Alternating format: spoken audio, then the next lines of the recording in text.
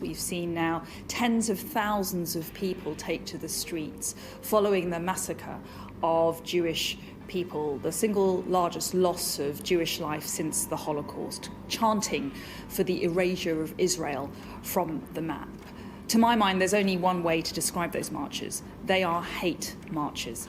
Now, secondly, the police and the Crown Prosecution Service are operationally independent, so it's not for me to provide a running commentary on the specific legal decisions that they are making in real time on the ground. You referenced chanting. Is it your view that the chant that we hear at some of those protests from the river to the sea, that one, is anti-Semitic in all contexts, and do you think people should be being arrested for chanting that? As I said, I'm not going to get into matters which are operationally independent for the police and the Crown Prosecution Service. They need to make those decisions based on the facts and the evidence as they see them. But I have made my views clear. These are hate marches, and the police must take a zero-tolerance approach to anti-Semitism.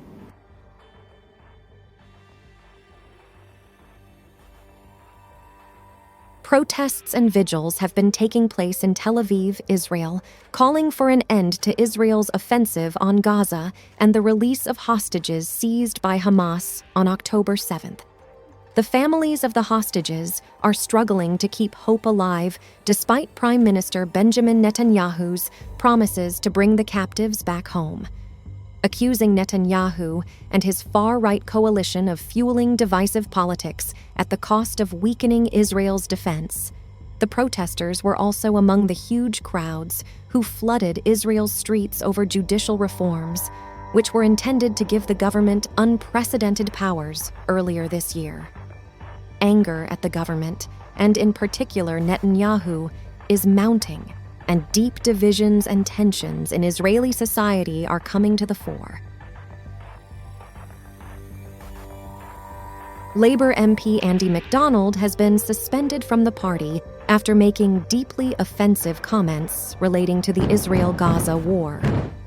McDonald used the phrase, "between the river and the sea," in a speech at a pro-Palestinian rally, which critics argue implicitly calls for the destruction of Israel.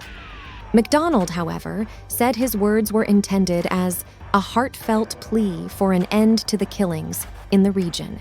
He will now sit as an independent MP, pending an investigation. The phrase, "from the river to the sea," refers to the land between the River Jordan and the Mediterranean, and features in a chant which has been heard at pro-Palestinian demonstrations. Home Secretary Suella Braverman has previously branded the slogan anti-Semitic and claimed that it is widely understood to call for the destruction of Israel. But this definition is strongly contested by pro-Palestinian protesters. The Labour Muslim Network described the suspension as obscene and deeply offensive. 9 people, including 2 young children, have been found shot dead in their house in the Russian-occupied eastern Ukrainian town of Volnovakha. Ukrainian officials say they believe Russian soldiers killed the whole of the Kapkanets family on 27th of October for refusing to give them their house.